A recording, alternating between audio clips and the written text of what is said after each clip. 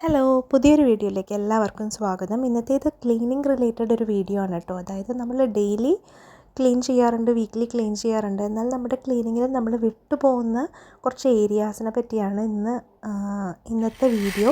നിങ്ങൾക്ക് ഇഷ്ടമാവുമെന്ന് വിചാരിക്കും. നമ്മൾ ഡെയിലി ക്ലീൻ ചെയ്യുന്ന ഒരു ഐറ്റം ആണല്ലേ ഗ്യാസ് സ്റ്റൗവ്. പക്ഷേ ഗ്യാസ് സ്റ്റൗവിൻ്റെ അടിയിൽ ക്ലീൻ ചെയ്യാൻ വേണ്ടിയിട്ട് നമ്മൾ പലപ്പോഴും മറന്നു പോകാറുണ്ട്. ഇതിപ്പോൾ ബിൽറ്റ് ഇൻ സ്റ്റൗ ആണ്. ഇതല്ലാതെ നമ്മൾ സെപ്പറേറ്റ് വെക്കുന്ന സ്റ്റൗവിൻ്റെ അടിയിൽ ക്ലീൻ ചെയ്യാൻ നമ്മൾ വിട്ടുപോകാറുണ്ട്. അപ്പോൾ അത് ഇടയ്ക്കൊന്ന് ശ്രദ്ധിക്കുകയാണെന്നുണ്ടെങ്കിൽ അവിടെയും നന്നായിട്ട് ക്ലീൻ ആയിട്ടിരിക്കും.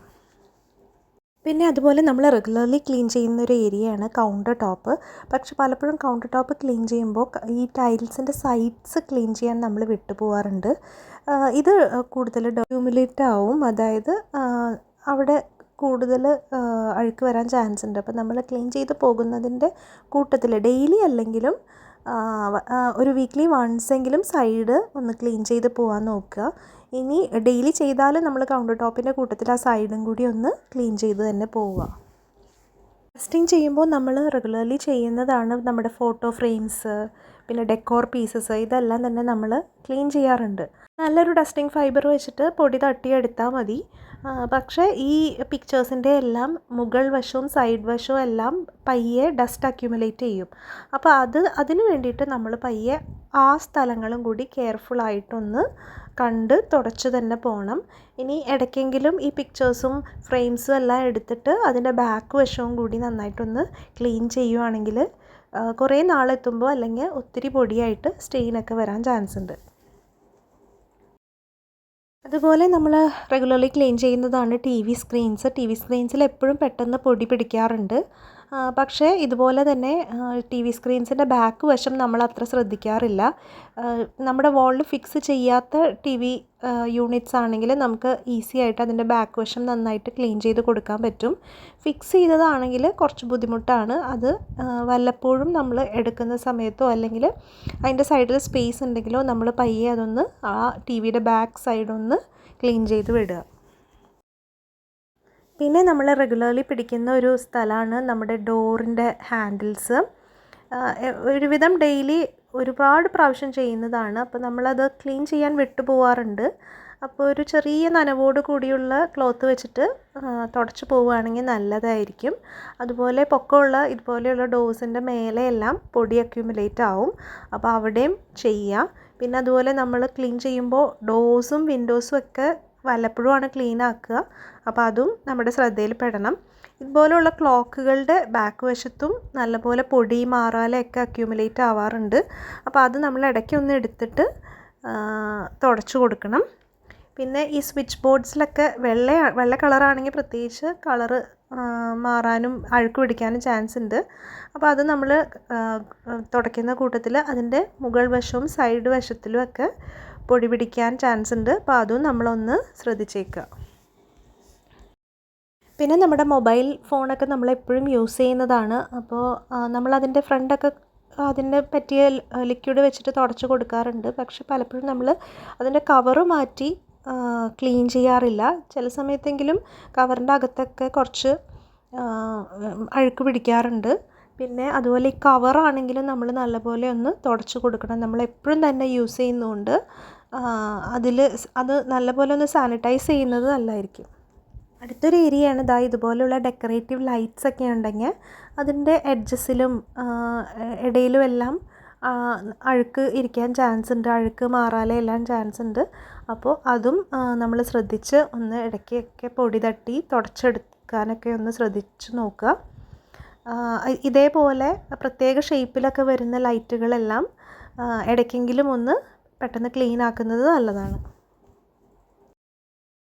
ഇതിപ്പോൾ സോഫ ക്ലീൻ ചെയ്യാൻ വേണ്ടി ഞാൻ നമ്മുടെ ഡൈസൻ്റെ വാക്യൂം ക്ലീനർ യൂസ് ചെയ്യാണ്. അതിന് പറ്റിയ എന്താ പറയുക മോപ്പ് ഹെഡ് ഉണ്ട്. അപ്പോൾ അത് വെച്ചിട്ട് നമ്മൾ സോഫ നല്ലപോലെ ഡസ്റ്റ് ചെയ്തെടുക്കുകയാണ്. ഈ സോഫയുടെ ക്ലീനിങ് പറയുമ്പോൾ സോഫയുടെ ഇടയിലൊക്കെ പലപ്പോഴും നമ്മൾ സോഫയിലിരുന്ന് ഫുഡൊക്കെ കഴിക്കുകയാണെങ്കിൽ അതിൻ്റെ ഇടയിലോട്ട് ഫുഡും ഡസ്റ്റ് പാർട്ടിക്കിൾസും ഒക്കെ കയറാൻ ചാൻസ് ഉണ്ട്. അപ്പോൾ അത് നല്ല രീതിയിൽ ക്ലീൻ ചെയ്തെടുക്കണം. നമുക്കതിൻ്റെ സോഫ സീറ്റ് റിമൂവ് ചെയ്യാൻ പറ്റുമെങ്കിൽ അത് റിമൂവ് ചെയ്തതിന് ശേഷം അതിൻ്റെ അടിവശമൊക്കെ നല്ലപോലെ തുടച്ച് അഴുക്ക് മാറ്റിയാൽ നമ്മൾക്ക് സോഫ കംപ്ലീറ്റ് നല്ല ക്ലീൻ ആയിട്ടും ഡസ്റ്റ് ഫ്രീ ആയിട്ടും ഇരിക്കും. അപ്പോൾ ഇതും നമ്മുടെ ശ്രദ്ധയിൽ പെട്ടെന്ന് പെടാത്ത കുറച്ച് ഏരിയാസാണ്. സോഫയുടെ മെയിൻ വശമൊക്കെ നമ്മൾ ക്ലീൻ ചെയ്യും, പക്ഷേ ഉൾഭാഗത്തോട്ട് നമുക്ക് ക്ലീൻ ചെയ്യാൻ പറ്റാറില്ല. അപ്പോൾ ആ ഒരു ഏരിയയും നമ്മൾ ശ്രദ്ധയിൽ പെടണം.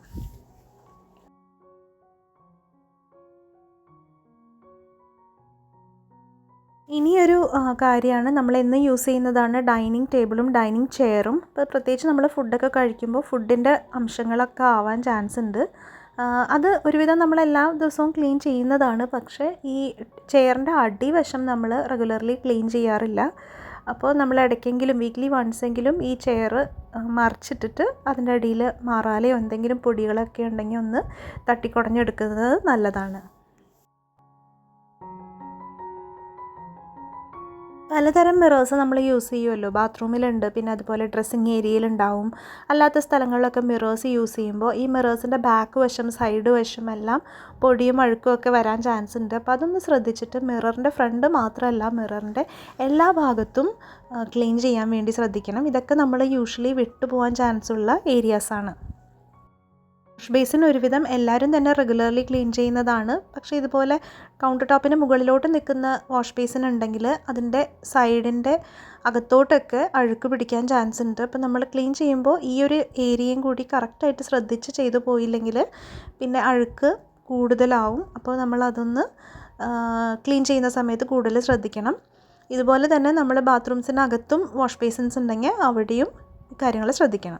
പിന്നെ കിച്ചണിൽ നമ്മൾ മിസ് ചെയ്യുന്ന ഒരു ഏരിയയാണ് നമ്മുടെ മിക്സിയുടെ അടിവശം.